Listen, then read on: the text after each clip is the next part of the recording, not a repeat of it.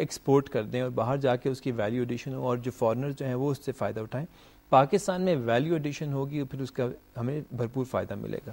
ابھی tax collection کی بات ہو رہی تھی, ٹیکس نیٹ بڑھانے کی بات ہو رہی تھی, تو میں اس میں کہنا چاہتا ہوں کہ ڈیفینیٹلی جو ڈفرینس ہے نا ڈائریکٹ ٹیکسز اور انڈائریکٹ ٹیکسز کا, اس کو ہمیں دیکھنے کی ضرورت ہے. ابھی بھی پاکستان ان چند ملکوں میں سے ہے کہ جہاں پر انڈائریکٹ ٹیکسز جو ہیں وہ زیادہ ہیں اور ڈائریکٹ ٹیکسز جو ہیں آلموسٹ 25 سے 30% کے قریب ہیں. انڈائریکٹ ٹیکسز سے آپ کی چھوٹ ممکن نہیں ہوتی. دیکھیں انڈائریکٹ ٹیکس کا نقصان کیا ہوتا ہے؟ انڈائریکٹ ٹیکس کا نقصان یہ ہوتا ہے کہ ایک ہی ٹیکس کی شرح جو ہے وہ امیر آدمی اور غریب آدمی برابر کا پے کر رہے ہیں, اس لیے کاسٹ جو ہے وہ بڑھتی جاتی ہے. جب کاسٹ بڑھتی ہے تو اس کا ڈائریکٹ امپیکٹ انفلیشن کے اوپر پڑتا ہے. انفلیشن کی وجہ سے چیزیں جو ہے وہ مہنگی ہونا شروع ہو جاتی ہیں, اور انفلیشن اور اس کے ساتھ جو آپ کا ڈسکاؤنٹ ریٹ ہے وہ انورسلی پروپورشنل ہے. اگر آپ کی جو انفلیشن جو ہے وہ بڑھ رہی ہے تو آپ کا ڈسکاؤنٹ ریٹ کو آپ کم نہیں کر سکتے, اس کو بھی آہستہ آہستہ بڑھانا پڑے گا تاکہ آپ اپنی انفلیشن کو کنٹرول کر سکیں. ہمیں ڈسکاؤنٹ ریٹ کو بھی نیچے لانے کی ضرورت ہے. ابھی حال ہی جو بجٹ پیش کیا گورنمنٹ نے اس میں پھر ہمیں یہ اس چیز کا پرائیویٹ سیکٹر کو اندیشہ ہے کہ پھر کہیں میجر بوروور جو ہے وہ پھر گورنمنٹ ہی سامنے نہ آگے کھڑی ہو جائے. اگر کمرشل بینک سے جو ہے وہ گورنمنٹ میکسیمم بورو کرے گی تو پھر پرائیویٹ سیکٹر کے پاس وہ پیسہ نہیں بچے گا کہ وہ کمرشل بینک سے یا بینکوں سے پیسے کو جو ہے وہ ایکوائر کر سکیں. جب وہ پیسے کو ایکوائر نہیں کرنے کی پوزیشن میں ہوں گے تو پھر ڈسکاؤنٹ ریٹ کو دوبارہ سے نیچے نہیں لایا جا سکتا. کاسٹ آف پروڈکشن جو دوبارہ اوپر جانے کی جاتی جائے گی. ہمیں کوشش یہ کرنے کی ضرورت ہے کہ ہم کاسٹ آف پروڈکشن کو کسی طریقے سے نیچے لے کر آئیں. پاکستان میں جو کاسٹ پش انفلیشن ہے اس کو ہم کنٹیل کریں اور کاسٹ کو کسی طریقے سے منیمائز کریں. ابھی حال ہی میں گورنمنٹ نے جو 6 روپے سبسڈیز وغیرہ کی اگر ہم بات کریں, اس سے ہٹ کے کیا اقدامات اسٹیپس لیے جا سکتے ہیں؟ لیکن حال ہی میں جو گورنمنٹ نے 6 روپے پیٹرولیم کی قیمت جو کم کی, میں سمجھتا ہوں کہ بہت ہی خوش آئند قدم ہے. چونکہ انٹرنیشنل مارکیٹ میں پیٹرولیم کی قیمت نیچے آ رہی تھی, گورنمنٹ نے اس کو سامنے رکھتے ہوئے اپنی قیمت نیچے کر دی. اس کا ڈیفینیٹلی امپیکٹ پڑا ہے کاسٹ آف پروڈکشن میں. اسی طریقے سے جہاں جہاں گورنمنٹ سمجھتی ہے کہ کاسٹ نیچے آ سکتی ہے, کاسٹ کو نیچے کریں, کیونکہ الٹیمیٹلی گین جو ہے وہ پھر گورنمنٹ ہی کرے گی. کیونکہ اگر پرائیویٹ سیکٹر کمائے گا اور پرائیویٹ سیکٹر اس پوزیشن میں ہوگا کہ وہ ٹیکس پے کر سکے تو وہ ٹیکس ڈیفینیٹلی پے کرے گا اور اس کا فائدہ جو ہے وہ گورنمنٹ کو ہوگا. ہمیں تمام تھریش ہولڈز جو ہیں ان کو ختم کرنے کی ضرورت ہے. جو ریلیکسیشن جس انڈسٹری کو ٹیکس کی مد میں دی ہے اس کو ختم کرنے کی ضرورت ہے. اس کا فائدہ کیا ہوگا؟ میں ایز اے ریپرزینٹیٹیو آف انڈسٹری یہ بات کہہ رہا ہوں کہ اگر وہ تھریش ہولڈ ختم کریں گے تو پھر ہم اس پوزیشن میں آ سکیں گے کہ ہم ٹیکس ریٹ کو نیچے لا سکیں. آج اگر کارپوریشن کا یا جو کارپوریٹ سیکٹر ہے جو کمپنیز ہیں ان کا ٹیکس اگر 30-35% ہے تو اس کو اگر ہم 2-3% نیچے کریں گے تو اس کا پورا امپیکٹ جو ہے پوری سوسائٹی پہ پڑے گا.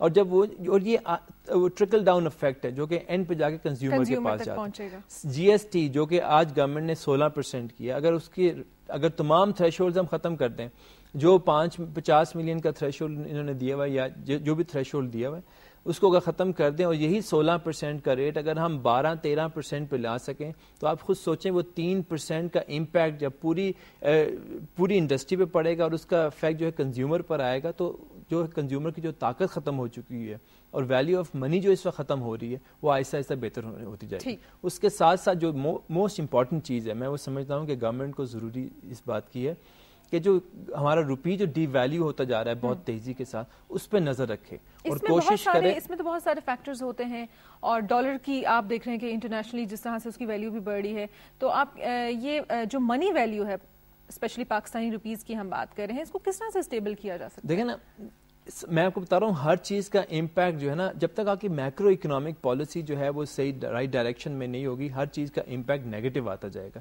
جو چیزیں میں نے آپ کو بتائی ان سب کا الٹیمیٹ افیکٹ جو ہے وہ ڈالر روپی پیرٹی پہ جا کے پڑتا ہے. اگر گورنمنٹ کسی طریقے سے جو ڈی ویلیو ہماری کرنسی ہوتی جا رہی ہے اس کو اگر نیچے لایا جائے جو کہ آج 94-95 روپے پہ, اگر اس کو 2-3 روپے ہم نیچے لا سکے تو اس کا امپیکٹ بھی کاسٹ آف پروڈکشن پہ پڑے گا.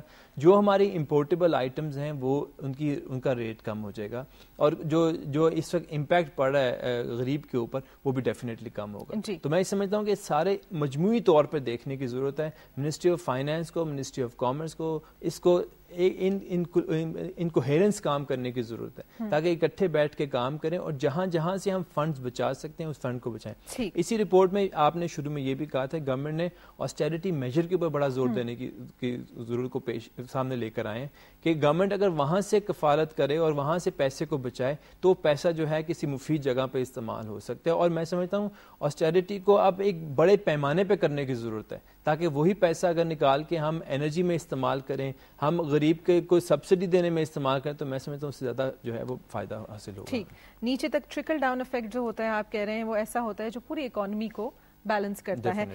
کیس صاحب ہمارے ساتھ لاہور میں ہیں اور اکنامک ایکسپرٹ ہیں, ان سے میں یہ پوچھنا چاہوں گی سر ہیومن ریسورس کی اکنامک ڈیولپمنٹ میں کیا اہمیت ہوتی ہے اور کس طرح سے ہم, جیسے کہ ابھی کاشف صاحب سے بھی پروگرام کے آغاز میں بات ہو رہی تھی, وہ کہہ رہے تھے ہیومن ریسورس جو ہے لیبر پاکستان کی بہت چیپ ہے تو اس پہ کام کر کے بھی ہم کافی فائدہ حاصل کر سکتے ہیں. آپ اس بارے میں کیا کہیں گے؟ ہیومن ریسورس کی سب سے امپورٹنٹ ہے بیکاز الٹیمیٹلی وہ صرف ریسورس نہیں ہے, وہ ایک پروڈکٹیو فورس بھی ہے اور وہ کنزیومر بھی ہے, وہ ڈیمانڈ سائڈ بھی ہے اور وہ سپلائی سائڈ بھی ہے, وہ ویلیو ایڈ بھی کرتی ہے اور وہ انوویٹ بھی کرتی ہے. اس لیے اور پھر ان دا اینڈ آف تھنگس کوئی بھی ملک جو ہے وہ اس کی ہیومن ریسورس ہی ہے, اس کی ایموشنز ہیں, ان کی لیونگ ہے. مگر میں اس بات سے اگری نہیں کروں گا کہ پاکستان کی لیبر سب سے دنیا میں کم ہے. میرا اپنا ویو یہ ہے کہ پاکستان کی لیبر جو ہے one of the most expensive labour ہے کیونکہ وہ ان پروڈکٹیو ہے. آپ دنیا میں جو ہے جب آپ ایک اچھی مشین پہ اچھی انٹیلیجنس اور اسکل سے کام کرتے ہیں تو آپ اتنا ویلیو ایڈ کر دیتے ہیں کہ وہ لوگ آپ کو زیادہ پیسے دینے کو تیار ہو جاتے ہیں. مگر جب آپ 200 روپے یا 300 روپے پر دن پہ پیسے دیتے ہیں اور ویلیو ایڈیشن 1000 روپے سے 2000 روپے ہوئی ہے تو کسی کو اس لیبر کا کوئی فائدہ نہیں ہے. ہمیں اس لیبر ریسورس جو یوتھ ہے, بہت بڑی یوتھ ہے ہماری, one of the youngest population in the world, جس کا اباؤٹ 50% ینگ ہیں. یہ میں نے پہلے بھی کہا کہ اباؤٹ 25 ملین 2015 تک لیبر فورس بن جائیں گے. ان کو سکلز ٹریننگ بہت ضروری ہے کہ ماڈرن لائنز پہ آپ ٹرین کریں. یہ آپ کی انڈسٹری بھی چلا سکتے ہیں, یہ آپ کی S M E small and medium enterprises بھی چلا سکتے ہیں. یہ باہر جا کے لیبر سے ابھی آپ ہی کے پروگرام نے بتایا کہ اباؤٹ $13 بلین جو آئی ہے ریمیٹنس, وہ اسی پاکستانی لیبر لے کے آئی ہے. سو یہ پیوٹ ہونا چاہیے انرجی کے بعد, جس کے اوپر حکومت کو, ورنہ یہی جو ہے اپنی نیگیٹو انوویشن کرے گی, یہی کرمنالٹی میں جائے گی, یہی لا اینڈ آرڈر سچویشن خراب کرے گی, یہی ٹیررزم میں جائے گی. سو اگر ان کو پازیٹیولی استعمال کریں, ان کو امپلائمنٹ دیں یا ان کو سیلف امپلائمنٹ کی جنریشن کی اپرچونٹیز دیں, تو آپ دیکھیں گے کہ گروتھ آج سب سے زیادہ ایس ایم ایز میں ہے. یہی ہے وہ سیکٹر جو آپ کو نئی رائیں دکھائے گی اور اپنی خاندانوں کو بھی انکم جنریٹ کرائے گی, اور ڈیمانڈ سائڈ بھی بڑھے گی اور سپلائی سائڈ بھی بڑھے گی. اور ہم اس کو ٹرکل اپ اپروچ کہتے ہیں کہ آپ ان کی پروڈکٹیوٹی بڑھائیں, یہ آپ کے پروفٹ موٹیوز بڑھائیں گے. سو آئی ول ٹاک اباؤٹ کہ بہت ضروری ہے کہ ان کی سکلز اینڈ ایجوکیشن پہ اور کام کیا جائے. جی کیسا صاحب آپ کی طرف ہم واپس آئیں گے, اور ٹرکل ڈاؤن افیکٹ کی بھی ہم نے بات کیا, ٹرکل اپ افیکٹ کا بھی ہم نے بات کیا. اشتیاق صاحب ابھی کیس صاحب ہمیں کہہ رہے تھے فورن ریمیٹنس کے حوالے سے بات کر رہے تھے کہ وہ بہت امپورٹنٹ ہے ملک میں آنا. آپ یہ بتائیے کہ فورن انویسٹمنٹ جو ہے وہ کس طرح پاکستان میں آ سکتی ہے, انویسٹرز کے لیے کیا اپرچونیٹیز یہاں پہ موجود ہیں, کن سیکٹرز پہ کام کرنا چاہیے؟ عائشہ, اس سے پہلے میں تھوڑا سا یہ ریمیٹنسز کو کمپلیٹ کر لوں, پھر ہم انویسٹمنٹ کی طرف آتے ہیں. میں آپ کو بتلاؤں کہ آج سے کچھ سال پہلے تک کوئی سوچ نہیں سکتا تھا کہ ہماری $13 بلین کی ریمیٹنسز جو ہیں اوورسیز پاکستان نے بھیجیں گے. I mean nobody could think about it, but حکومت کو یہ کریڈٹ ضرور جاتا ہے کہ انہوں نے ہنڈی پہ جب پابندی لگائی اور اس کو ٹائٹ کیا تو وہ $13 بلین تک پہنچ گئے. اور میں آپ کو یقین دلاتا ہوں کہ اگر اس کے اوپر اور سختی کی جائے تو یہ 20 اور 24 بلین ڈالرز تک جا سکتے ہیں. اور اس میں فردر بھی اضافہ ہو سکتا ہے کہ جیسے کہ ابھی میرے بھائی یہ کہہ رہے تھے کہ اگر ہم اسکلڈ ورکرز کو یہاں سے بھیجیں, اس وقت پاکستان کے جو ورکرز گلف کے کنٹریز میں یا دوسرے کنٹریز میں کام کر رہے ہیں وہ کیا ہیں کہ اسکلڈ نہیں ہیں. अब इसकी आपको मिसाल मैं इस तरह देता हूं कि फिलिपाइन के पाकिस्तान से कम लोग जो हैं वो बाहर हैं, मगर उनकी $25 बिलियन की रिमिटेंसेस आ रही हैं, क्योंकि उनका वर्कर जो है वो एक डबल सैलरी लेता है जो एक पाकिस्तानी वर्कर वहां पे ले रहा है, बिकॉज वो अनस्किल्ड है।